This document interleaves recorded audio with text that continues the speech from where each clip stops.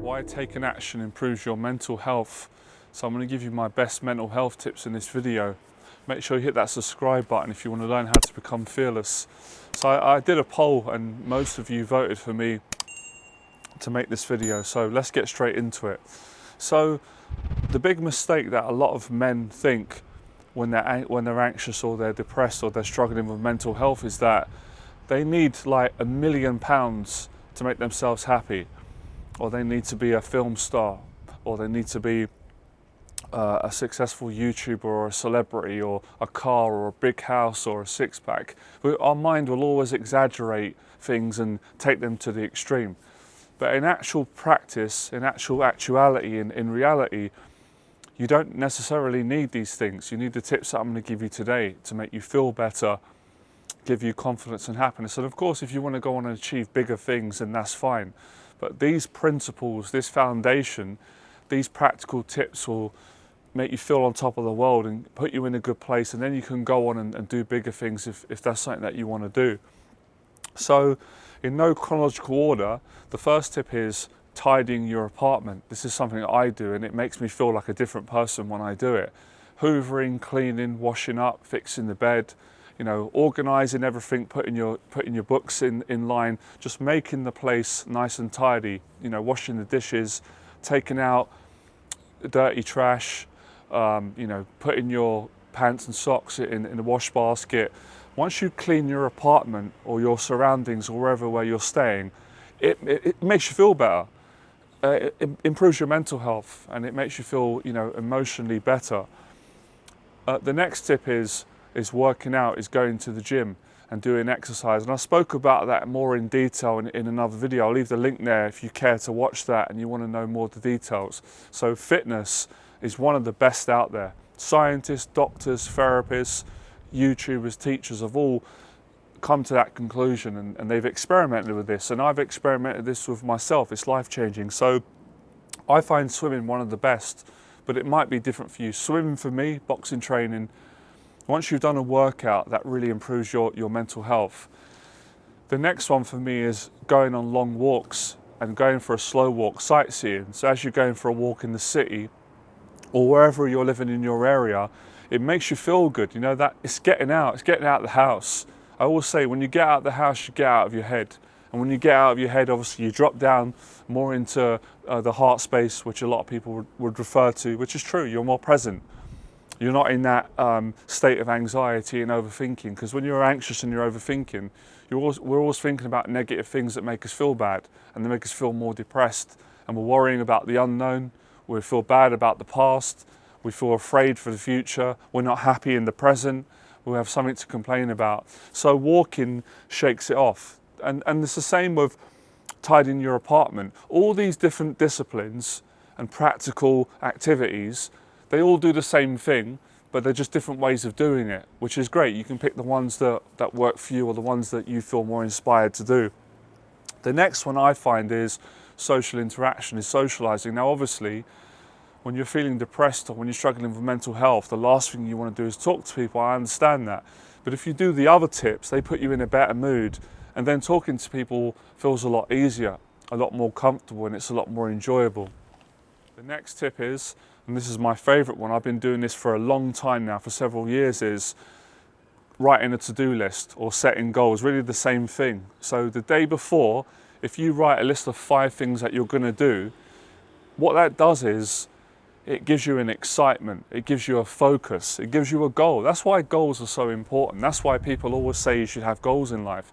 Because it's true, if you don't have a goal in life, you're going to get depressed. It's more likely you'll get depressed.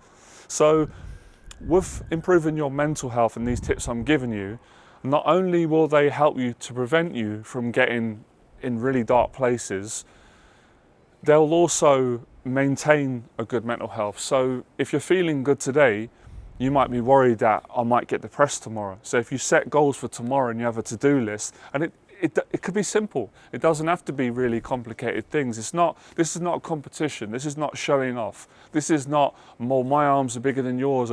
It's not like that. This is your own personal habits that you do on a daily basis. So I would write things like, okay, tomorrow I'm going to buy the ingredients for my stir fry that I'm going to cook. Tomorrow I'm going to go gym. tomorrow I make a YouTube video. So it's not, you don't have to copy my one, obviously. It's got to be tailor-made for you. So yours might be, you've got to make a phone call, you've got to apply for a job, or look for a new place to live, you know, whatever it is, or, you know, buy some clothes, or take an item of clothing back, or go for a walk, or have a conversation with a friend. It's basically a to-do list, responsibilities. So when you write them the night before, not only does it create an excitement for the next day and a motivation, which is all the things you need to have a good mental health, you know, it's given you something to do, something to aim for. And when you complete your checklist, to-do list, sorry, or your goals, your action plan, you feel better after. So basically, the conclusion with all this is taking action improves mental health. Not taking action, staying isolated, staying at home, putting things off, not being proactive, not doing physical, practical things and activities ruins mental health. It worsens it. Because when you're static and not doing anything, you're not moving, you're not getting that stress out, you're not rejuvenating. And when you think about it, although I've given you different examples today, tidying the apartment, working out, going for a walk, socializing, conversing, or making a video, doing something creative, or doing responsibilities, they're different things, but they're all practical. And they're all getting you out of the house, and they're all getting you engaged with another person. And these are all the things. It's not really, see, we make it more difficult than it is, because when we're suffering with mental health, what's overwhelming or what's complicated is we have so many thoughts, we have so many conflicting thoughts and challenges and fears, and we have a lot of responsibilities, and it all gets clogged up and it all feels like so many things to do. So when you feel like that, it feels like, well, surely something simple could it make me feel better when I've got all this going on, when I'm thinking about all these things that are stressing me out. But it does. That's where we're wrong. You're wrong, and I've been wrong many times. So a little step. So, okay, I don't feel right today, I feel down, or I think I'm going to get down, or whatever. You go and wash the dishes, and you do feel a lot better after. And once you feel better from taking that step of action, you feel inspired. You go, I can do something else. So it's basically just getting you out of the house, taking action, exercising, socializing, cleaning, doing activities. And of course, I always say in my videos, if you've got a hobby or something that you love and you're passionate about, if you do that and you love it, of course you're not going to be struggling with your mental health, because you're doing something you love. When you're in the midst of doing something you love, you haven't got time to think about getting down, getting depressed, or going into dark places. Another tip that I find really helps is putting on clean clothes and putting on fashionable clothes. You know, just dressing smart, not to impress anybody else, but for your own sanity, to feel good, to feel smart, to feel attractive, really good for your mental health. Another really good tip as well, especially for social anxiety, which ties in with mental health, is to go out and have small talk. When you're going into the shop or Tesco's or a supermarket and you've got to buy ingredients or whatever it is that you have to buy, clothes, food, have a short conversation with the person that's serving you. You might not feel like it initially, but just ask them how they are, how their day's going.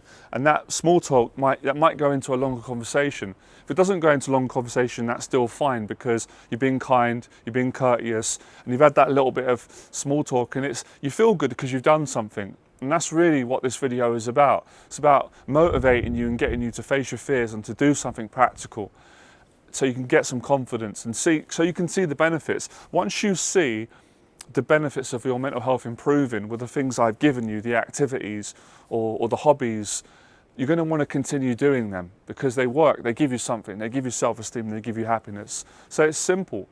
Mental health made simple rather than it very complicated. And once you get these simple things right, of course, you can go on and aim for bigger goals. You can do that for sure, right? So I hope all of you enjoyed this video. Let me know in the box below if you enjoyed it. You can add anything that you've learned that can help with mental health, so other people can apply it. I might be able to also apply it. And I'll see you in the next video. Remember, become fearless.